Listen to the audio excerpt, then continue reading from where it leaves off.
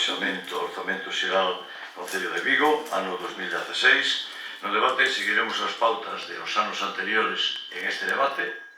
Por tanto, se harán intervencións de 10 minutos flexiblemente contados, 10 minutos concelleiro, 10 minutos cada un dos grupos, e responderá o concelleiro de Facenda en un turno final de 5 minutos.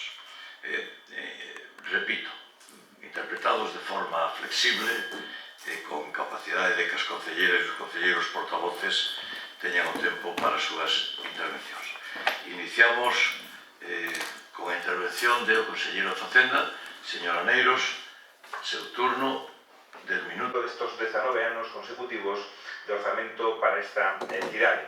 Como dicía, estos recursos públicos, estos máis de 350 millóns de euros que se dedican a políticas públicas, permiten desenvolver o que fai marca da cidade, a política social desta cidade e a atención ás persoas desta cidade, atendendo a unha das principais demandas que ten a cidadanía, como é a vivenda, adicando tan só nestes orzamentos, sen ter en conta outro crédito extraordinario que xa temos en marcha, 1.800.000 euros para a construción dun edificio de vivenda social en Esturáns e incrementando 700.000 euros a bolsa de alugueiros, o que se une, como xa digo, a creación da empresa municipal de vivenda con máis de 11 millóns de euros nun crédito extraordinario que está actualmente tamén en marcha. Por tanto, adicando recursos á prioridade que teñen moitas persoas da nosa cidade. Pero no contexto da política social, na política 23, o temos en conta no que se recolle nas contas para o vindeiro 2026, se dedican 29.700.000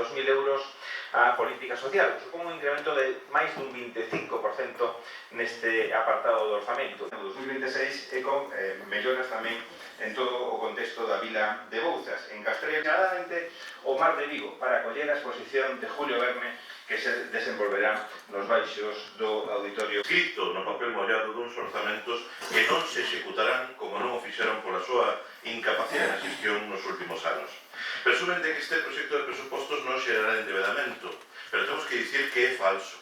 Estas contas eríxense sobre unha grande débeda, a máis importante e grave, unha débeda enorme coas viguesas e vigueses que son os máis de 500 millóns de euros que deixaron sen executar nos últimos 5 anos e aos que van engadir como mínimo, tal e como recoñeceu nun lapsus no último pleno o señor Aneiros, outros 98 millóns de euros este 2025. Porque vostedes lles deben as viguesas e os vigueses moreas de proxectos anunciados que acabaron en nada, as moreas de promesas incumpridas que só alimentan a súa maquinaria de propaganda dopada con inxentes cantidades de dineiro público. Os orzamentos son a concreción en cifras do que se quere facer e priorizar, de para que queremos utilizar o dineiro da cidade. Con esas que logo acaban en infografías e máis nada. Uns orzamentos que deben ser utilizados para mellorar as condicións de vida da veciñanza.